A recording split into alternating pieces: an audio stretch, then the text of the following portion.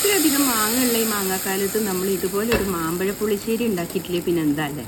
അപ്പോൾ സൂപ്പർ ടേസ്റ്റിലൊരു മാമ്പഴ പുളിശ്ശേരിയാണ് ഇന്നത്തെ റെസിപ്പി. നോക്കിയാലോ. അതിനായിട്ട് ഞാനൊരു ചട്ടിയിലേക്ക് മാങ്ങയുടെ തൊലിയൊക്കെ കളഞ്ഞിട്ട് അത്യാവശ്യം ഒന്ന് പഴുത്ത മാങ്ങ വേണം കേട്ടോ. നല്ല പഴുത്തതല്ല, എന്നാലും അത്യാവശ്യം ഒന്ന് പഴുത്ത മാങ്ങ ഇട്ട് കൊടുത്തിട്ടുണ്ട്. അതിലേക്ക് മഞ്ഞൾപ്പൊടി, പച്ചമുളക്, കറിവേപ്പില, ആവശ്യത്തിനുള്ള ഉപ്പ്, കാശ്മീരി മുളക് പൊടി ഇതെല്ലാം ചേർത്തിട്ടുണ്ട്. പിന്നെ നമുക്ക് ഈ മാങ്ങ ഒന്ന് വേവിച്ചെടുക്കാൻ ആവശ്യമായിട്ടുള്ള വെള്ളവും കൂടി ഒഴിച്ചു കൊടുത്തിട്ട് നമുക്കിതൊന്ന് അടച്ച് വെച്ചിട്ട് മാങ്ങ ഒന്ന് വേവിച്ചെടുക്കാം കേട്ടോ. ഒരുപാടൊന്നും വേവണ്ട കേട്ടോ. പിന്നെ പഴുത്ത മാങ്ങ ആയതുകൊണ്ട് തന്നെ പെട്ടെന്ന് വെന്ത് കിട്ടും. നമുക്കിതൊരു 3/4 ഭാഗത്തോളം വെന്ത് കിട്ടിയാൽ മതി, അത്രയ്ക്കേ ആവശ്യമുള്ളൂ. അപ്പോൾ ഞാനിതൊന്ന് അടച്ച് വെച്ചിട്ട് ഒരു 3/4 ഭാഗത്തോളം വേവാവുന്നവരെ നമുക്ക് വെയിറ്റ് ചെയ്യാം കേട്ടോ. ഇനി അത് വെന്ത് വരുമ്പോഴത്തേക്കും ഒരു അരപ്പ് ഉണ്ടാക്കുന്നുണ്ട്. അതിലേക്ക് തേങ്ങ, മഞ്ഞൾപ്പൊടി, കാശ്മീരി മുളക് പൊടി, പിന്നെ ഉണ്ടല്ലോ ഒരു ഇച്ചിരി ഉപ്പും, അതുപോലെ ഇത് അരച്ചെടുക്കാൻ വേണ്ടിയിട്ട് ഒട്ടും തന്നെ പുളിയില്ലാത്ത തൈരാണ് നമ്മൾ ചേർത്ത് കൊടുക്കുന്നത്. ഇതിൽ നമ്മൾ ഒട്ടും തന്നെ വെള്ളം ചേർക്കുന്നില്ല. അപ്പോൾ നമ്മൾ പുളിയില്ലാത്ത തൈര് ചേർത്തിട്ട് ഒന്ന് നല്ല പേസ്റ്റ് ആക്കിയിട്ട് അരച്ചെടുക്കാം. ഇപ്പോൾ നമ്മുടെ മാങ്ങയൊക്കെ വെന്ത് വന്നിട്ടുണ്ട്. ഇനി ബാക്കി നമുക്ക് വേവാനായിട്ട് അതിലേക്ക് ഞാൻ ശർക്കരയുടെ പൊടിയാണ് ചേർത്ത് കൊടുക്കുന്നത്.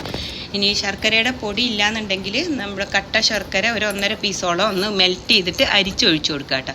എന്നിട്ട് ഒന്ന് മിക്സ് ചെയ്തെടുക്കാം. കാരണം ഇനി ബാക്കിയുള്ളത് ഈ ശർക്കരയിൽ കിടന്നിട്ട് വേണം വെന്ത് വരാനായിട്ട്. അതിൻ്റെ കൂടെ തന്നെ ഒരു 1/2 ടീസ്പൂണോളം നല്ല നെയ്യും കൂടി ചേർത്ത് കൊടുക്കുന്നുണ്ട് കേട്ടോ.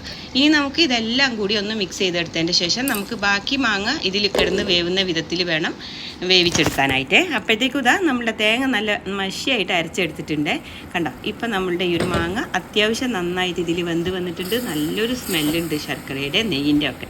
ഇതിലേക്ക് നമ്മൾ അരച്ചെടുത്തിട്ടുള്ള നമ്മളുടെ ഈ ഒരു മിക്സ് ഒഴിച്ചു കൊടുക്കാം കേട്ടോ. ഒന്നങ്ങ് മിക്സ് ചെയ്യുക. ഞാനിതിൽ ഒട്ടും തന്നെ വെള്ളം ചേർത്തിട്ടില്ല, അത് വീണ്ടും പറയുകയാണ്.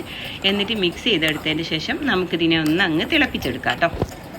തിളച്ച് വരുന്ന സമയത്ത് ഞാനിതിലേക്ക് ഒരു 1/2 to 1/4 സ്പൂണോളം ചെറിയ ജീരകത്തിൻ്റെ പൊടിയും കൂടി ചേർത്ത് കൊടുക്കുന്നുണ്ട് കേട്ടോ. ഇനിയിപ്പോൾ നിങ്ങൾക്ക് വേണമെങ്കിൽ തേങ്ങയിൽ ചേർത്തിട്ട് അരച്ചെടുക്കുക, അങ്ങനെയും ചെയ്യുക. അതല്ലെങ്കിൽ നമുക്ക് ഇങ്ങനെ ചെയ്ത് കൊടുത്താലും മതി കേട്ടോ. അപ്പോൾ മിക്സ് ചെയ്തിട്ടുണ്ട്. നന്നായിട്ട് നമുക്ക് തിളപ്പിച്ചെടുത്തതിന് ശേഷം നമുക്ക് ഫ്ലെയിം ഓഫ് ചെയ്യാം കേട്ടോ. ഇത് തിളച്ച് വറ്റാനൊന്നും വേണ്ട, ജസ്റ്റ് ഒന്ന് അങ്ങ് തിളച്ച് വന്നാൽ ഫ്ലെയിം ഓഫ് ചെയ്യാം.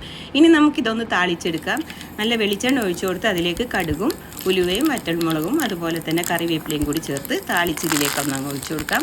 നല്ല സൂപ്പർ ടേസ്റ്റി ആയിട്ടുള്ള നമ്മുടെ മാമ്പഴ പുളിശ്ശേരി ഇവിടെ റെഡി ആയിട്ടുണ്ട് കേട്ടോ. ഇതൊരു ദിവസം കഴിഞ്ഞിട്ട് കഴിക്കുന്നതാണ് ഏറ്റവും ടേസ്റ്റ്.